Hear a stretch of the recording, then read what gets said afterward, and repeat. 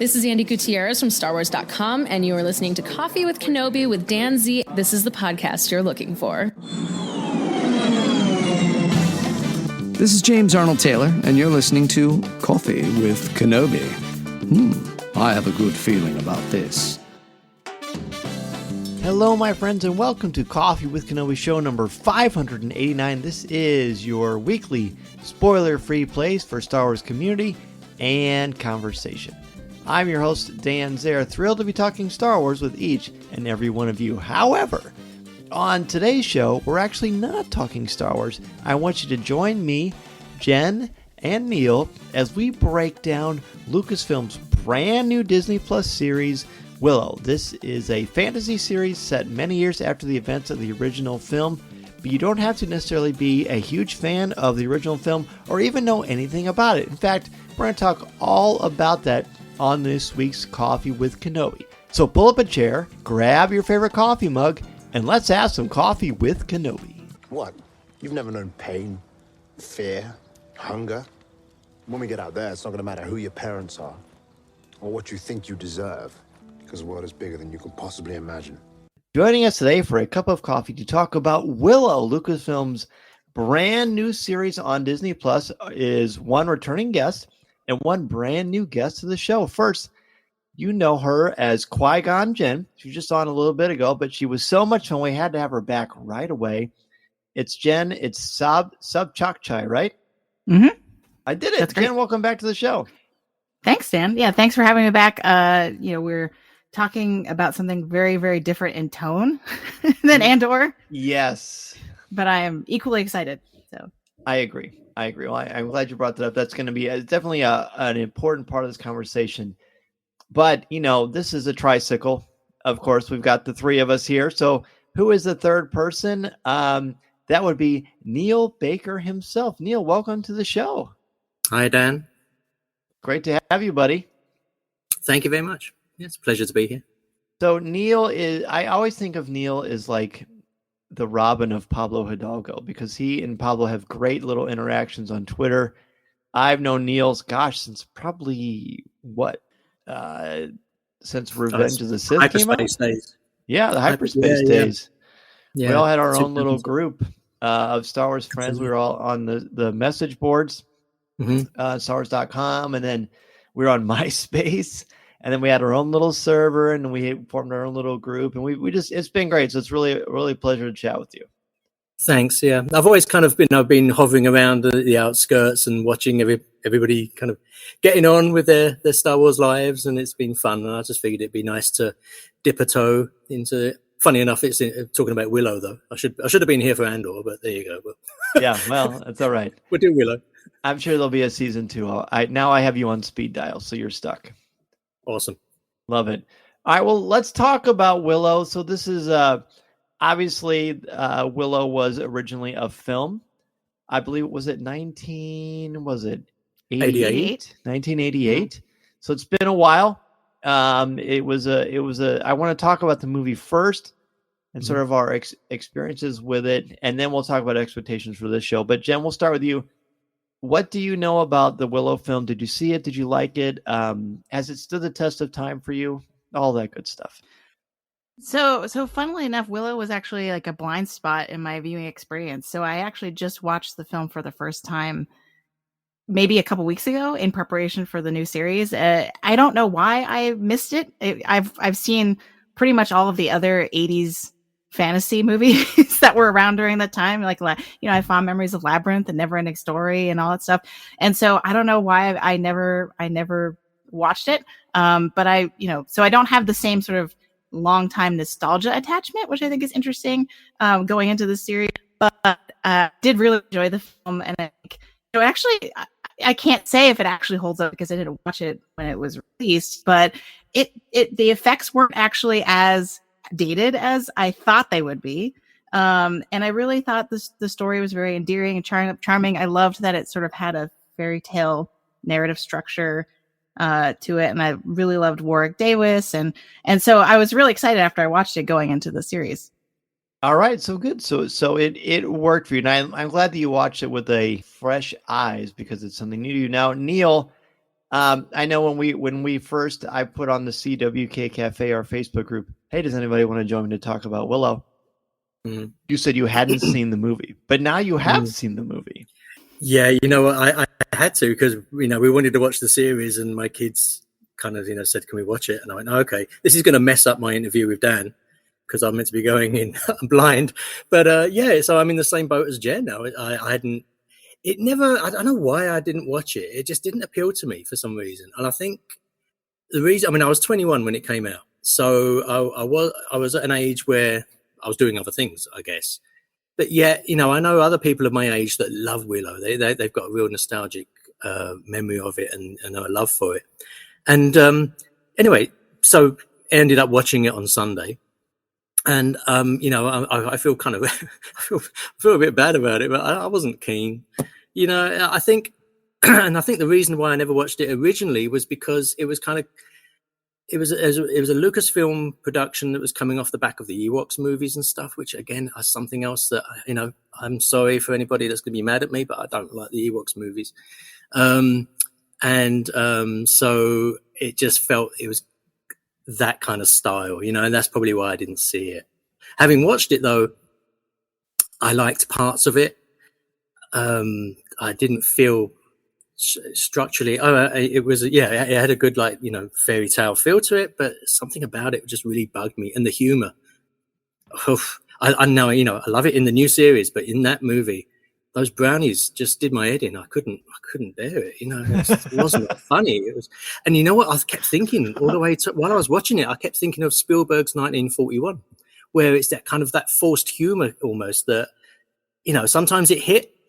And then other times it was just like, no, it's just, but then, it's, here we go. It's very subjective. So, those brownies were delightful. What are you talking about?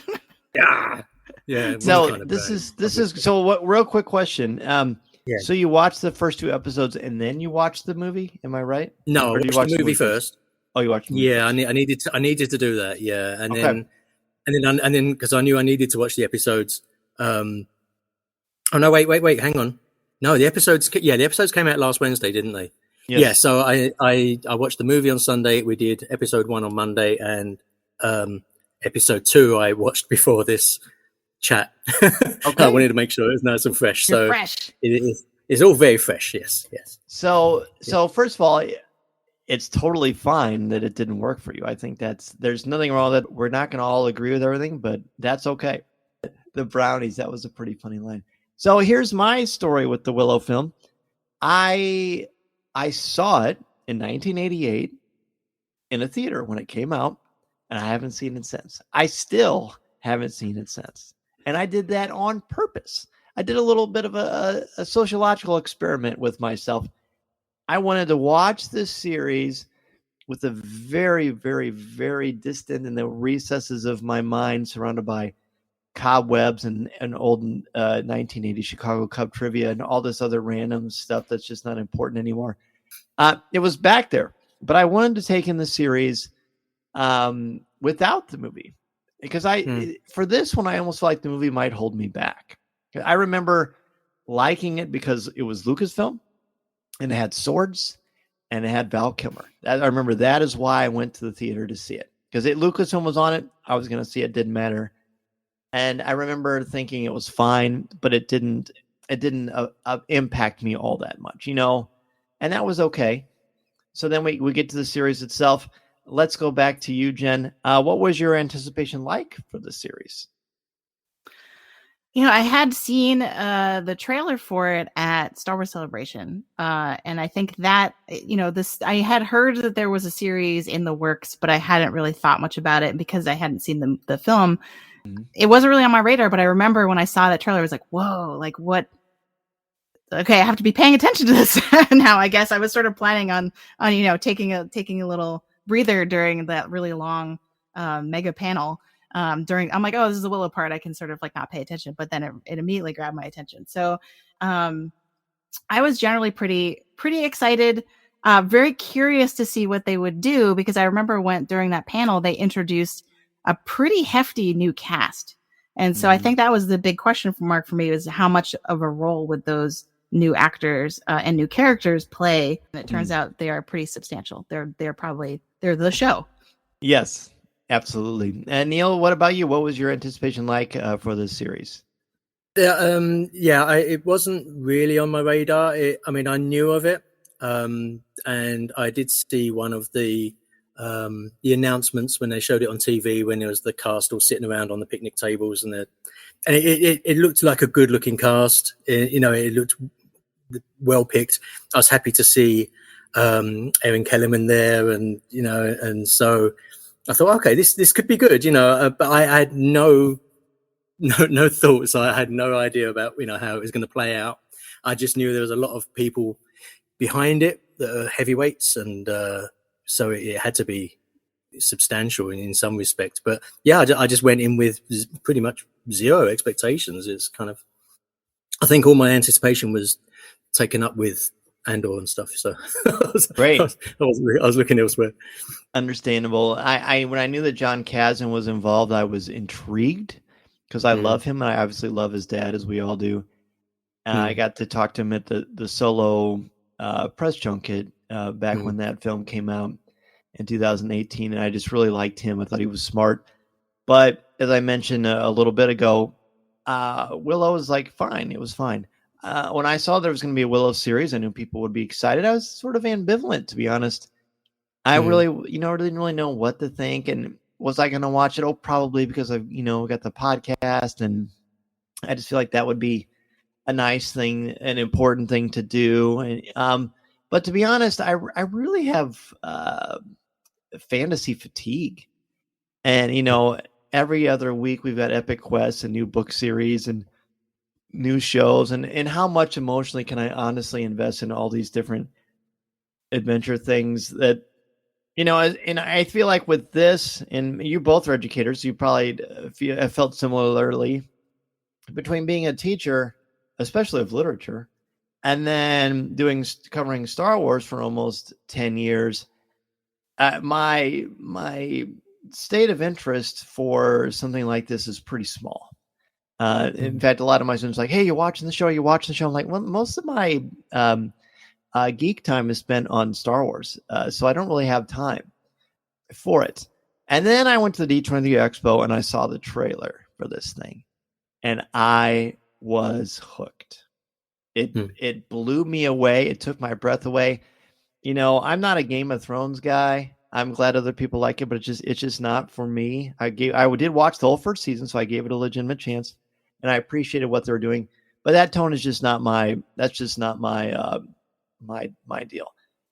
So I didn't even watch the Lord of the Rings stuff. I still want to, but I just kind of was like, fantasy. I don't know. But I the trailer gripped me. I liked the tone. I liked that it seemed to be exciting, swashbuckling, but also light. Yeah. And that appealed to me. And then when this dropped, well, we're going to talk about that, but I was excited because of that trailer. So now, we'll just, Jen, let's just do this. We've got 2 episodes. They both dropped, last week. The first one's called The Gales. And the summary that Disney Plus gives us is: a sudden attack by the mysterious Gales prompts Queen Sorsha to seek help from an old friend. And then the second one is The High Aldwin. The Nolwynns welcome the outsiders to meet with their High Aldwin leader. So let's get a letter grade for each episode and overall thoughts on both of them for you, Jen. I had come up with a letter grade for both because I watched them both together, and I feel like Disney Plus was offering them together. So I might have to think about a minute to break it down individually. But overall, I'm at a B plus. Okay. With these first 2 episodes. For me, in my teaching life, B plus usually is reserved for, I can see the vision, I appreciate the potential, I'm liking what I'm seeing, but like the execution is just not, like, I'm not sold yet. And so that's kind of where I'm at. I'm really excited to watch the next episode. I'm really looking forward to see how kind of the series unfolds. But I think especially in the very, very first episodes, maybe that one's the B plus, and then the second one is the A minus. if I were to bump it up a little bit. Oh. Because I think I had a hard time with what to me were sort of tonal inconsistencies in the writing, especially between the legacy characters from the original film, or anyone who was just older, and all of the younger, newer characters. I feel like they're written very differently. The older characters fit into more what I would expect from a high fantasy story. They're the way that they speak, the dialogue, and all that. And then this new batch of characters, who by the end of the second episode, I was pretty attached. I'm invested in them. I like them. I especially as a D&D party, I'm really rooting for them. Yes. But I felt like when they were first, I was really taken aback and being like, why are they speaking like my students in 2022? And that was just hard for me to kind of get over. And the more I think about it, the more sort of thematic significance or kind of meaning behind that choice that I can kind of see. But as a viewer, kind of at first pass, I was kind of like really thrown off, and it was very distracting for me. Okay. But you liked the second one more than the first one. I think I did, because it had more Willow. Okay. We actually don't get Warwick Davis's Willow until the very end of the first episode, and I think in the second one, he had more screen time, but also one of my favorite things in these two episodes is the sort of master apprentice relationship or master Padawan relationship between Willow and Alora. And so I think I really liked seeing that struggle for him trying to teach her about magic, and her being like, I don't know any of this. I don't belong here. So for me, that was a little bit more compelling. Whereas a lot of the sort of, at first I was like, is this YA Game of Thrones? Because there's a lot of sort of like two kingdoms uniting and succession and the arranged marriage. And that just seems so far removed from the original film, both in tone and in terms of story, that I was just like, what am I watching? I love that. And I'll have to take your word for that, the tone of the movie. Yeah. Interesting. Okay. I wasn't sure what you were going to say, so I appreciate that. Neil, what about you? How give us a letter grade for each episode individually. Yeah, and then hilariously, overall. it's the same as Jen.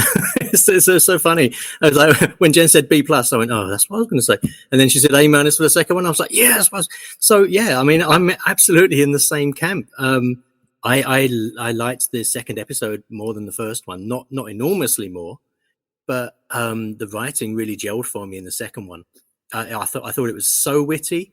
And the thing that I'm really enjoying about the script is that it's so out of place for something that's made now. We're in a very cynical age, and this kind of fantasy doesn't always do well, and it's just breezy, fun.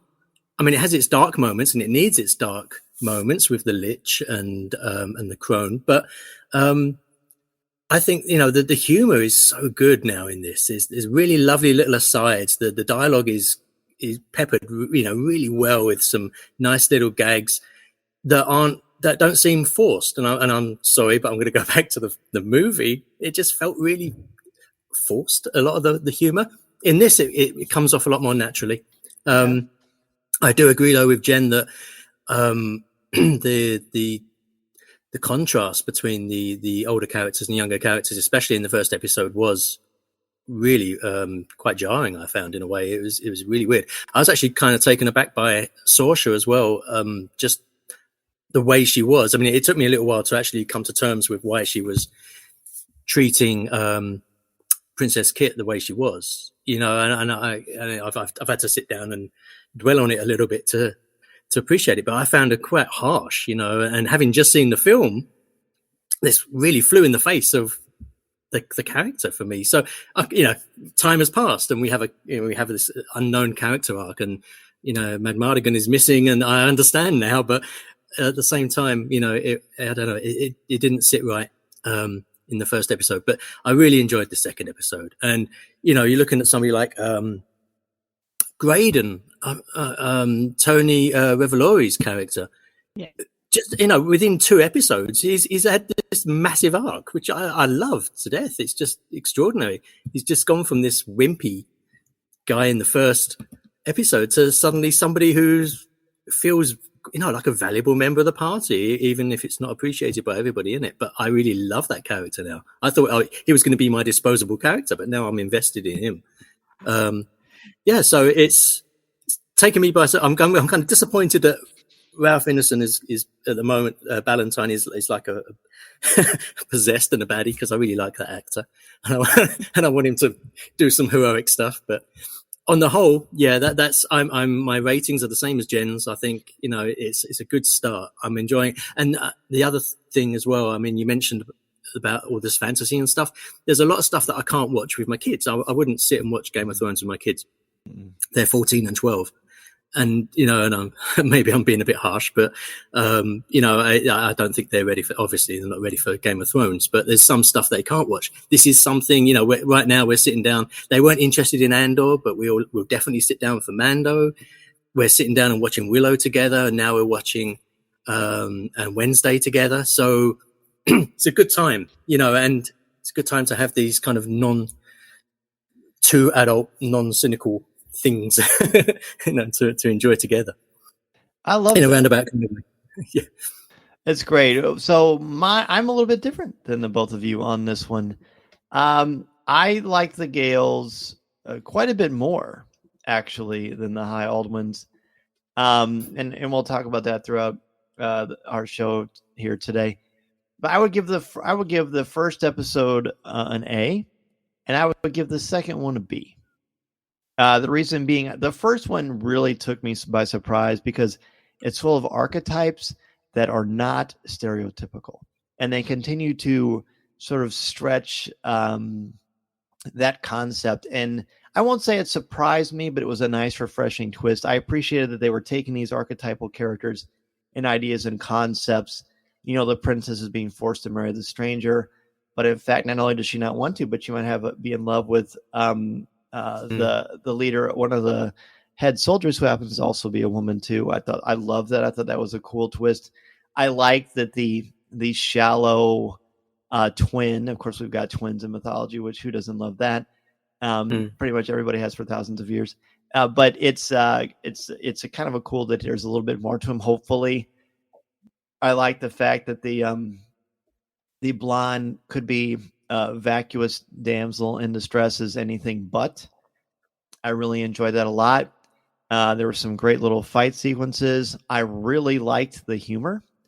I was very pleasantly surprised by that. I was very pleasantly surprised by Tony Revolori, as you mentioned, and I really, really liked Amar Shada Patel. I think that's how you say his name is Borman. Borman, yeah. Yeah, I really liked him a lot. He's kind of a scene stealer for me. Interestingly enough, I feel like if I have a quibble with the first 2 episodes, the second episode in particular, I feel like some of the humor felt flat a little bit. I feel like their time in with Willow and his people kind of was a little stretched on a little bit. So that didn't work for me as well. Not that it has to. And I feel like there's some weird editing choices with the narrative, again, especially in the second episode, where things just sort of like you think there's building up to a crescendo of action, and then, oh, well, we're actually just going to jump in this pond, or, you know, this thing's going to happen. And there's just these weird gaps that don't go anywhere. And twice I looked down at my screen and I thought, did something just like refresh here, or like did I miss something? And I looked at the tracking. No, I actually didn't. Now, it didn't take it away from me, but I thought this is a sign to me that even though it's fantasy and it's got some heavy lore, it's not heavy. It's not taking itself so seriously that I need an 8,000 page book to try to translate for me everything that's going on. And I welcome that. I mean, I want to think, if I'm not being engaged in using critical thinking, I'm not going to be invested. But it was there in an interesting amount, and maybe that just because it came fresh off the heels of Andor, which of course is very, very heavy. Yeah, for sure. I think for me, what will, as we kind of move into the season further, the lore is actually probably going to be the ultimate test for me in terms of whether or not I really appreciate the series. Because I didn't mention this when we talked about expectations, but I'm a huge fantasy nerd. Like after Star Wars, it's probably Tolkien. So to me, the magic of the Lord of the Rings universe is that there's so much lore, even if a singular story or a singular quest like The Hobbit or the Lord of the Rings trilogy, even if all of the lore doesn't really come into play, it's there and it's all fully fleshed out. Like, Tolkien wrote the Silmarillion, which is like essentially his version of the Bible. So, and most of that never really has direct impact on the story of the Lord of the Rings. But it's just so fully formed that helps lend an authenticity to it. And these first episodes make lots of lore references, but because we've only had one film before this, and probably because I'm not as invested in it as a franchise yet, that to me the lore references don't mean a lot yet, which I think is really interesting. So I'm curious to see whether or not that gets fleshed out, or if that feels kind of more real as we go forward, because they've mentioned they're going to they've mentioned lots of places, the Shattered Sea where the map ends, right? Like there's lots of like places and names that kind of get dropped everywhere. So I'm wondering to see how much of that is actually going to be important going forward. Yeah, I totally agree with you. That was something that I was actually kind of gritting my teeth at when there was there's that rambling little bit where they talk about all these places they're going to go to on the way to the Shattered Sea, and then I suddenly realized I'm kind of being a hypocrite, because I also write when I'm not teaching, and I'm trying to write. I'm writing a novel at the moment, which is like a big fantasy thing. And I went, I'm doing the same thing. I've just got these, like courgette, son of egg whisk, all these kind of bizarre names and places, and you're expecting your reader to catch up with it. So I should really bite my tongue when I complain about all this lore being dropped and me not knowing. And I think that might actually be a more kind of modern problem as well. Is as an older person, it not so much for me, but I know younger folks. I don't want to sound awful, but it's like they need a lot more kind of served up. A lot of people. And that's one of the things I see. When I see criticisms on Twitter, it's about the fact that they're not being told everything up front. They're having to wait to find out this stuff. I'm done. I don't want to overgeneralize it as an awful thing to do, but that's one criticism I see. I saw it from other series. So having all these names being dropped of places can become a bit frustrating, I think, for some people. And you've got to really sit with it and get into the lore. And if you're into fantasy, you're kind of acclimatized to it, and but it'd be interesting to see where this goes. I'm kind of intrigued, and I do want to see these places and they talk about. And then the Shattered Sea sounds amazing. But let's go ahead and take a really quick break, and we return with more on Willow episodes 1 and 2. I'm Dan Zare, and this is Coffee with Kenobi. This is Vanessa Marshall, and you're listening to Coffee with Kenobi.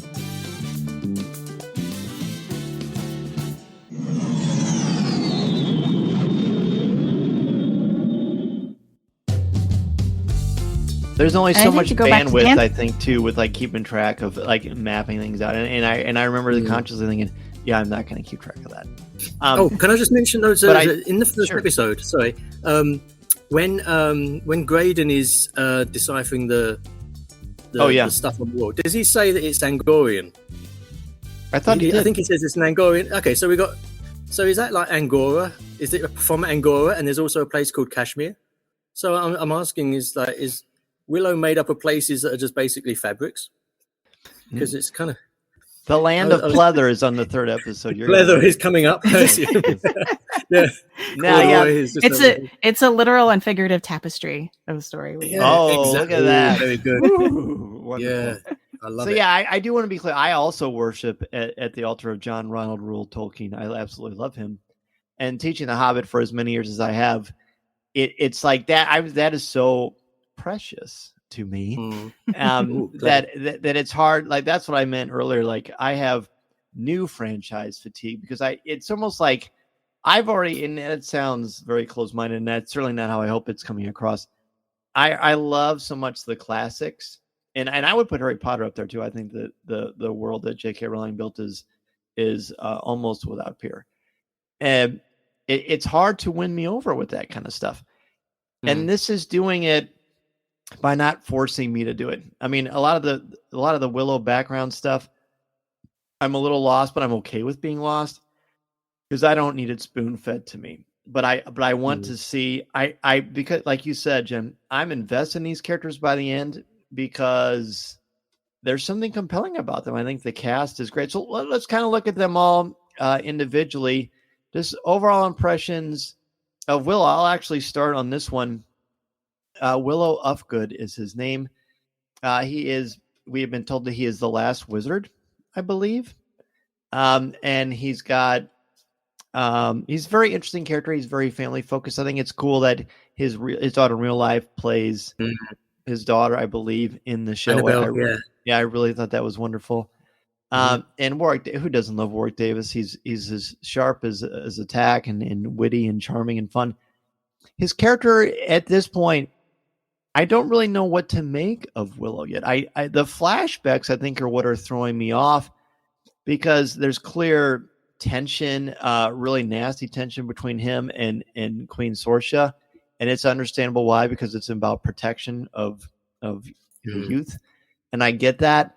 But then in the current times, he's patient, but he's also telling jokes. And I'm not quite sure where Willow is working for me. Jen, you said that you really like the second episode more because Willow's there. I'm very open to knowing that I will fall in love with this character, but I'm not there yet, and I think that's okay. But talk to me about why I should love Willow.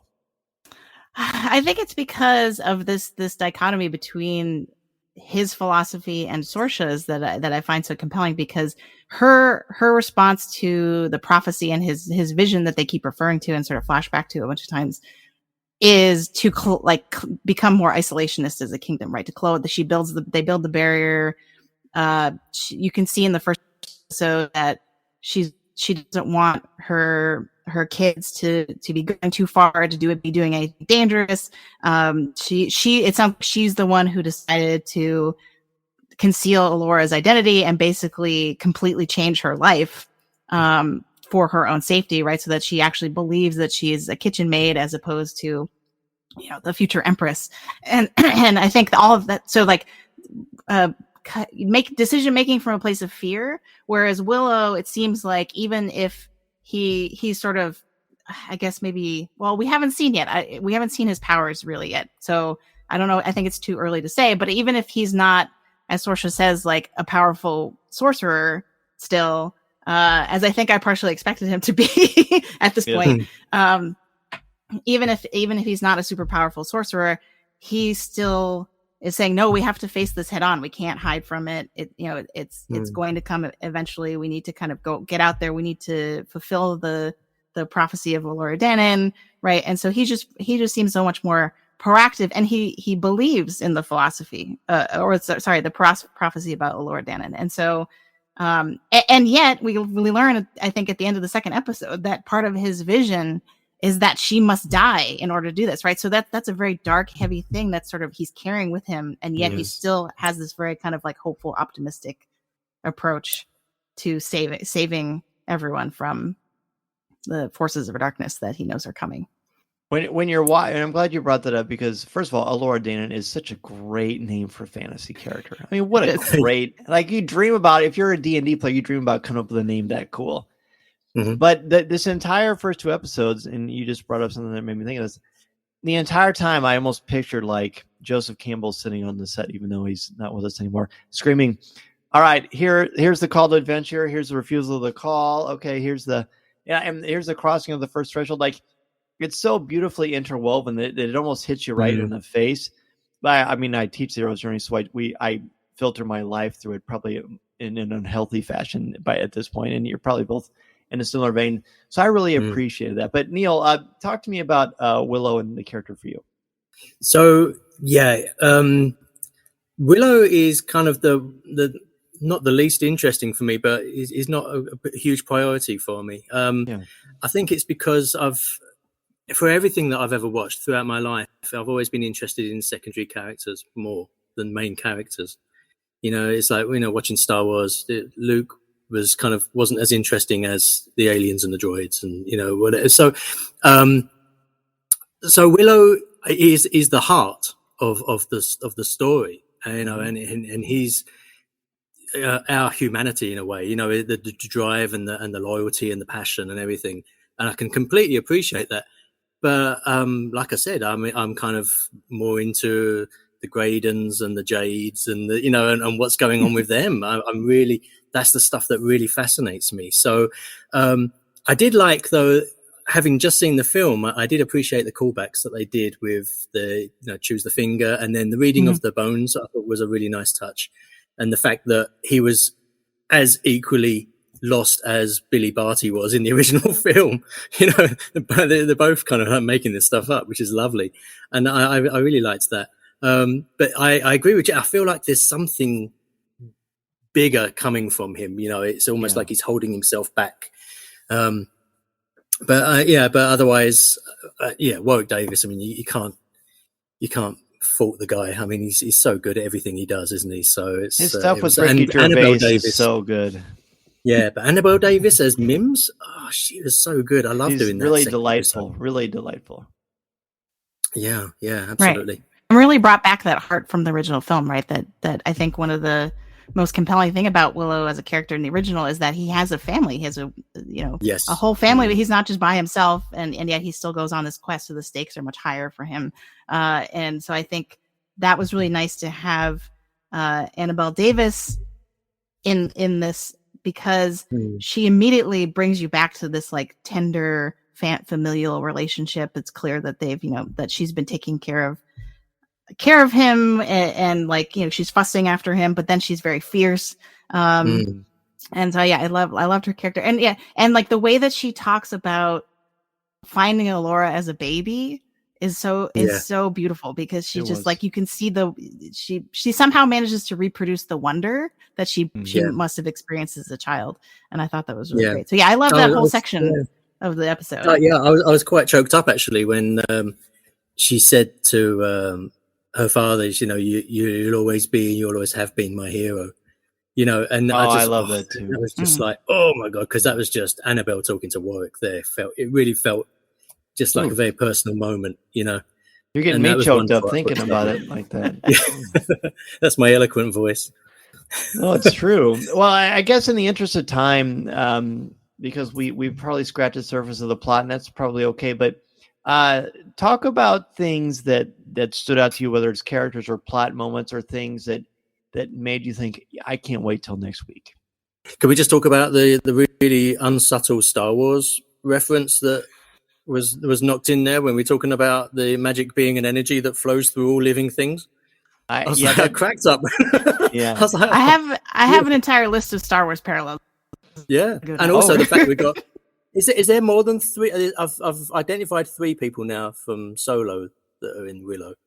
So there's like, because we've got Erin and we've got Junus was the big guy, the Scourge, wasn't he? And Annabelle Davis was in Solo as well, wasn't she? So and Warwick. Oh, that's 4. Oh, see, it's like, I wouldn't be surprised if they snuck more cast members in. That's kind of fun. Maybe Aldwin will show up on a horse. Yes. So you say you found a bunch of Star Wars references? So I mean, it was kind of like a thread that I just sort of started pulling, but I think the in terms of the writing and kind of like a scene, the one that Neil's talking about is the big one where you're like, is this Obi-Wan Kenobi describing the Force to Luke Skywalker? This sounds eerily similar. Yes. And then the list of things where he's like symptoms of magic that he's asking Alora about are all things we've seen Force sensitive characters do, right? Communing with animals, right? We've seen Ezra and other people do that, and we, like dreams that become reality, right? That's very Anakin. So that's the most obvious parallel. But to me, it's also kind of to go back to what Dan, you were saying about the sort of cornerstones of myth and kind of like those the Russian formalist Vladimir Propp would call them functions, like these kind of like essential structural elements that are kind of in most fairy tales and most folklore or myth. And to me, the Allura is Luke Skywalker, right? Like she's been hidden away, and she's been convinced that she's someone completely different and been completely shielded from sort of this massive prophecy and expectation about being a chosen one. And then, and then that kind of all busts wide and that's revealed, right? And then there's also kind of being haunted by legacy, right? Saoirse says the love of Balvorda runs through all of our veins, and so that you can tell she's haunted by that fact, right? That she changed sides in the original movie, and but still and in some cases very literally, because they show her have these like whispers in her head, and that's not totally clear what that actually is yet. I'm assuming we're going to find out later. But she tells her children this, that like we have this darkness that runs in our family, right? And so to me, that was Darth Vader and Luke and Leia, right? And basically the Force is magic in this. That was so to me, there were so many sort of like core structural elements to the story that seems to parallel Star Wars in big ways. That and I liked that. I think that I think in my notes I wrote, this is a vortex of fantasy tropes and homages to other fantasy franchises. It's loving but not obnoxious. It's a good way to put it. It's satisfying. I feel like it's cheap. Yes, exactly. And so yeah. It's organic, so the spell she's trying to craft. Yeah, absolutely. So that's great. That's awesome. Are there, like, for me, key things that stand out? The hero's journey stuff is replete, and I really, really like that a lot. I can't tell you, and I think you'll both understand this. I can't tell you how much I love the end of both episodes, and how they flow into this really awesome song that I've never heard before. And it just feels like if you went to a Renaissance fair and they plugged in their amps and played a new song that was played that somehow reflected the Renaissance fair itself. They're totally great. I'm so moved by them, and they both have excellent cliffhanger moments. Like the fact that she was Allura Danan, it surprised me, but it didn't surprise me. And I was so grateful for that. I felt like this was a character that was, I mean, if her biggest claim to fame is that she's a good cook, I felt like that was not going to work. And she's not. She has the most humble of origins, which there's this great little sequence at the end where Graydon is sitting with her, and he has a nice little heart-to-heart, and he says, you're the only one that doesn't know how great you are, how special you are, something like that. Forgive me for not knowing it verbatim.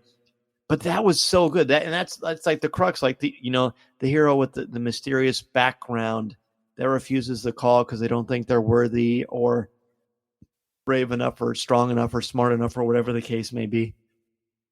And she has this wonderful sequence that she does through the majority of the second episode where she just sits there trying to say the spell over and over again. I could, think about when you're like saying your vows and you have like normal things to say and all these people are watching and you're saying your wedding vows. Willow is throwing all these different words at her that she's probably never heard before, and she's got to keep them all together. And she does not give up. Like that is an absolute archetypal characteristic of a hero. Someone that doesn't give up.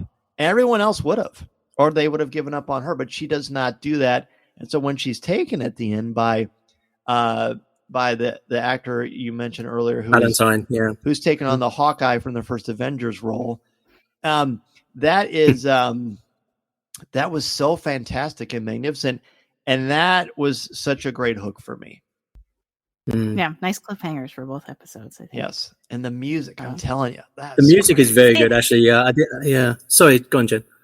I was going to say, the music, I love that it worked for it. It was part of the jarring thing that I had to kind of like wrestle with when I first watched it, because it seemed too contemporary. like the humor. And to sometimes.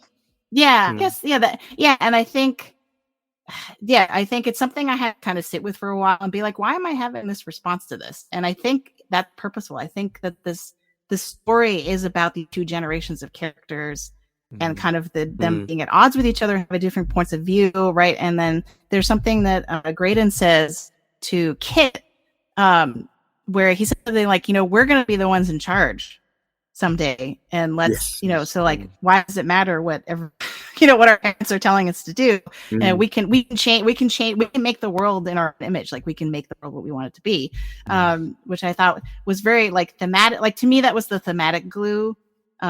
Is this idea of like the younger generation sort of like coming of age and coming into their own. There's something that Borman says that to me like made that whole first episode work. He says like, well, you're all so naive, it's adorable. Right, that whole monologue. You've never known pain, fear, or hunger. Out there won't matter who your parents are or what you think you deserve. The world is bigger than you could possibly imagine. I feel like this is the journey we're going to go on with these characters. And so then once those things clicked into place, and I was like, oh, this is what the story is about. It's this idea of like this younger generation. And then everything else kind of made a lot more sense to me. And made me really excited to see, because then it reminded me, like, a lot of Star Wars characters we see go for, like, I'm thinking of Luke in the original trilogy and Ahsoka in particular. When we first meet them when they're so young, they're kind of annoying, right? They're young and they don't know any better. And like, they're, and yet with given time, we see such an amazing growth and development for characters like that. Right. So I'm looking, once I realized, I'm like, oh, like, I just got to stick with this. And with these younger characters, they're not going to disappoint me. I'm pretty sure. Like, I think that we're going to see them grow into these amazing heroes.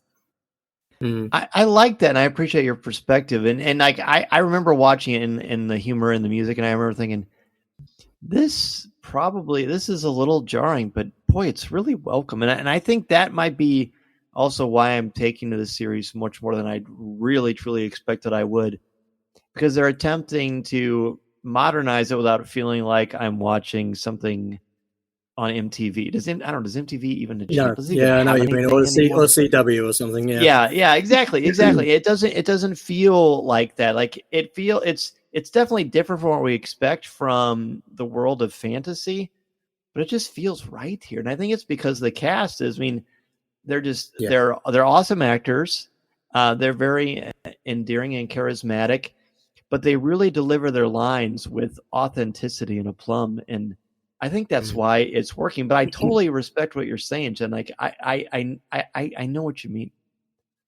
And then with regard to the music as well, there was a moment in the second episode that I really loved where Howard's score, it seeks from the scene with Willow and he's just read the bones, and it's kind of humorous and fun, and you've got that kind of lighthearted, and into the scene with the Lich doing the magical nastiness, and the transition there was just, I was really aware of it at the moment, and it was just bang on. It was so good. So I'm kind of appreciating that a lot.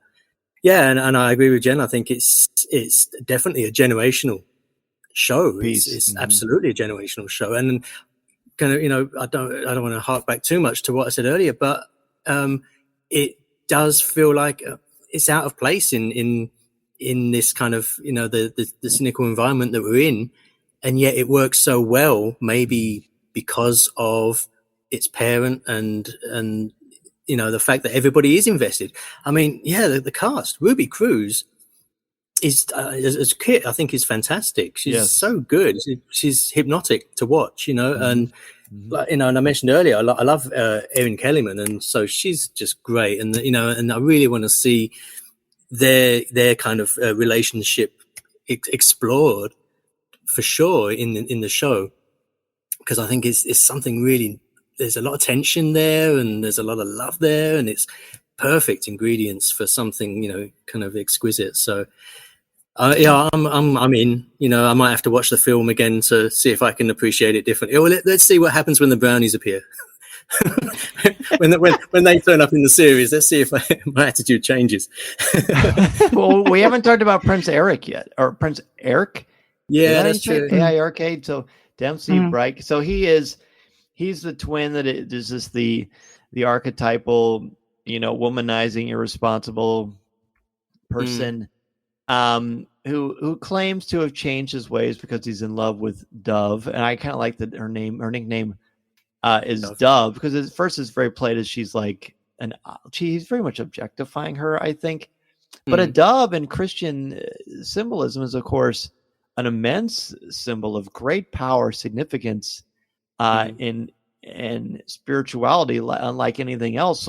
So after I realized who she was, and then they kept calling her Dove, I'm like, okay, that's actually an absolute grand slam, and it's not played that way initially. So I really like the genius of that.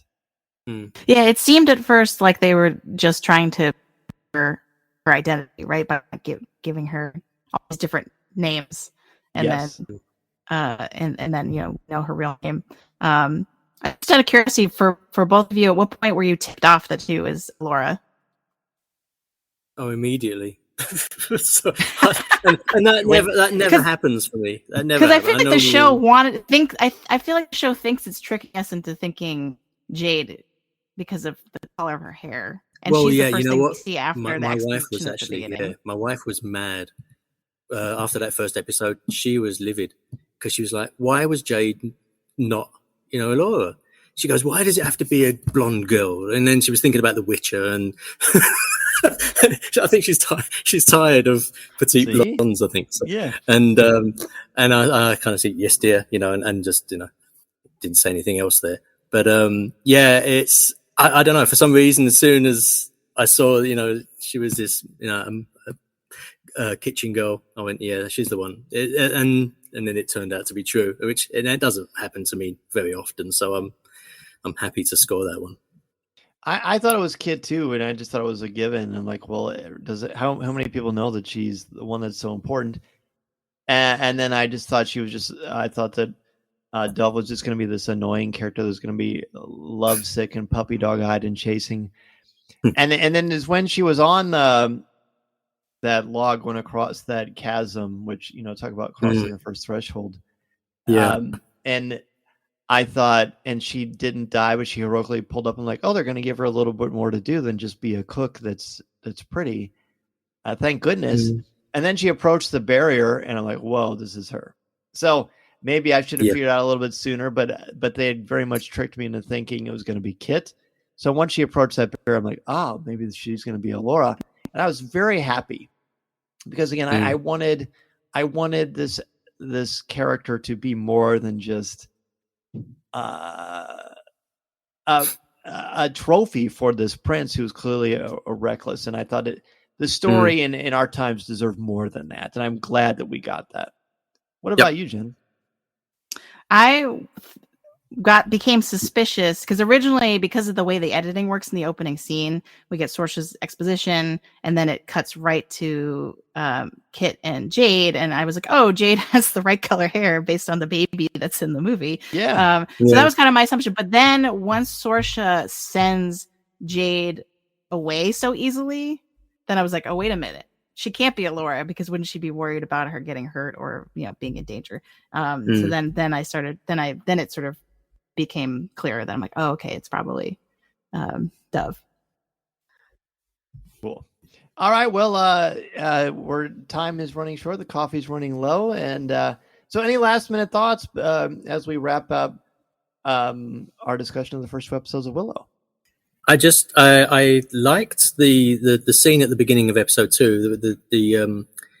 I thought the de-aging was done well. If there was any de-aging done with Joanne Whalley, it was actually she did seem a lot younger there. So it was very subtly done, and it was really nice. I really liked Willow's. I'm calling it his biker phase because it looked like with his goatee and denims. That was cool too.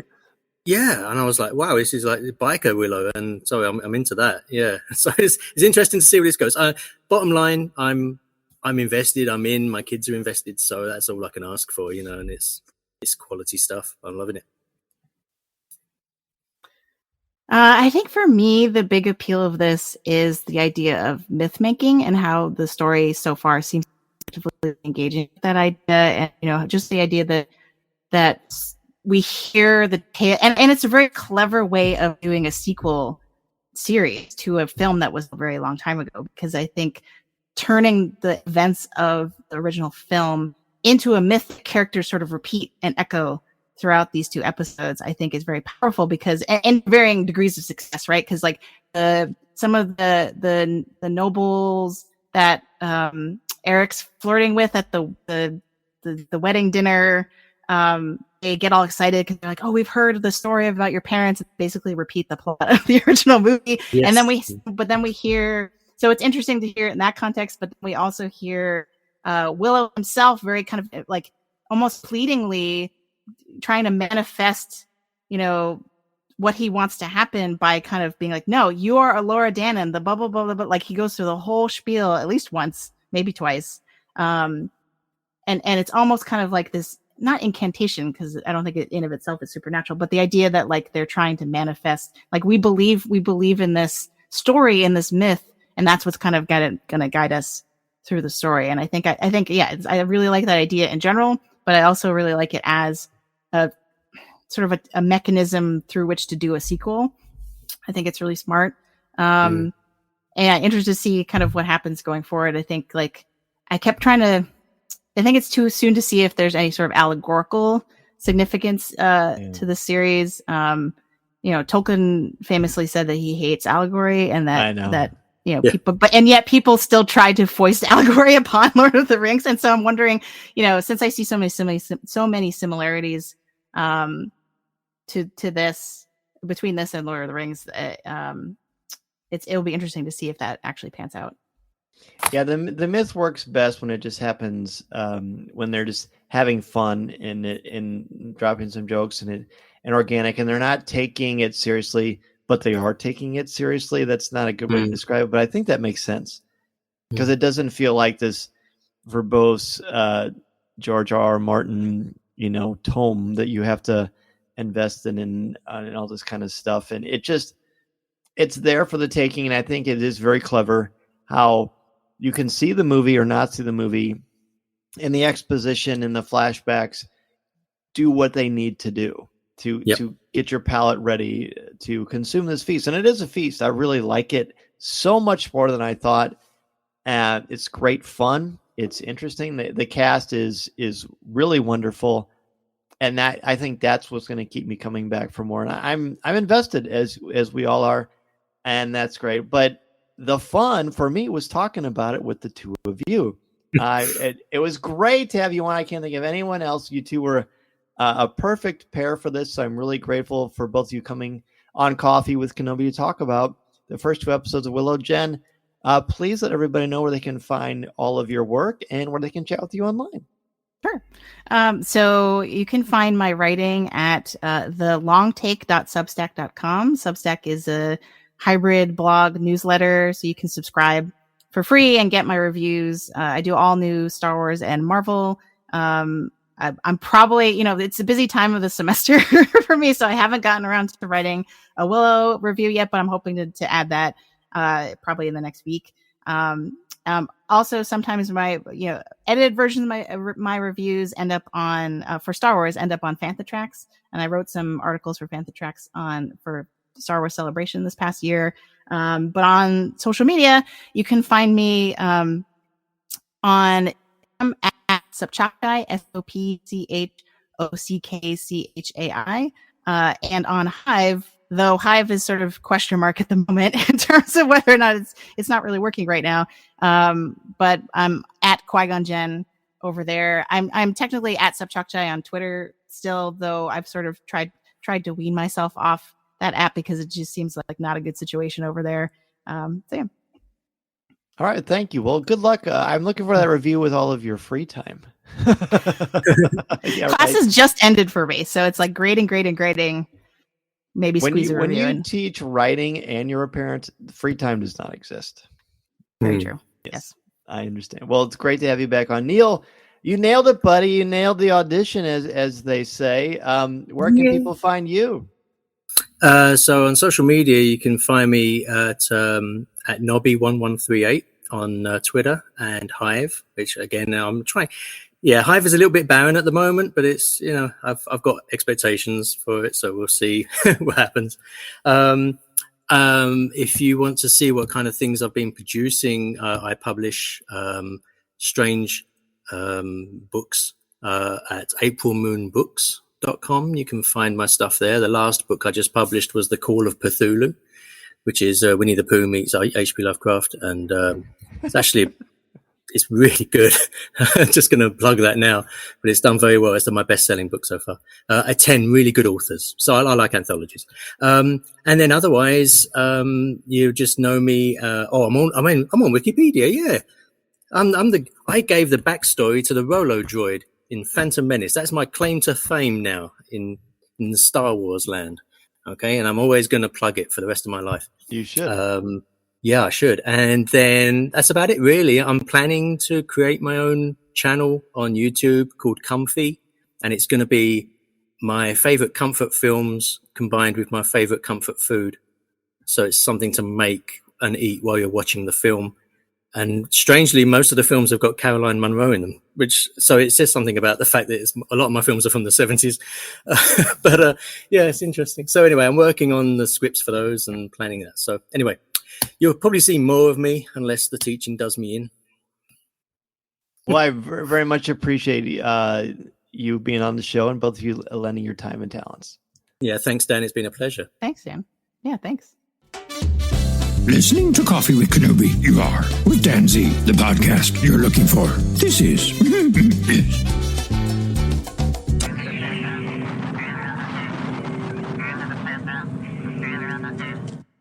That is going to do it for this week's episode of Coffee with Kenobi. I want to thank Jen and Neil for joining me to talk about the first 2 episodes of Willow. And of course, don't worry, we're still a Star Wars podcast. Naturally, Coffee with Kenobi has been talking about Star Wars spoiler-free in a family-friendly environment for, almost 10 years.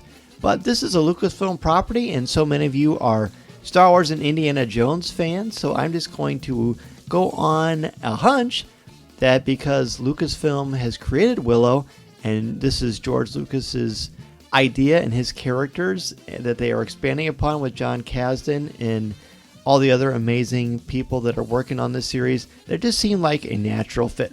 So if you've been listening to CWK Live, then you know we are still going through our top 5s of different Star Wars series and different things in the world of Star Wars. We just finished this week Tales of the Jedi Life and Death, the first episode in Tales of the Jedi, and I always like hearing your insights. And then next week we'll look at Count Dooku's story beginning in Tales of the Jedi with Justice. So get your top 5 ready to join us next Tuesday night. So yes, we're going to be talking about Willow while season 1 is going on Coffee with Kenobi, and then on CWK Live, which airs originally at 7 o'clock p.m. Central Standard Time at coffeewithkenobi.com/live or on Coffee with Kenobi's Facebook page. That is where we're going to talk about Tales of the Jedi. Thank you so much, everybody, for joining and supporting us. If you really want to support Coffee with Kenobi in a really unique way and get something back with CWK Pour-Over, then you can become a member of the CWK Alliance at coffeewithkenobi.com/CWK Alliance.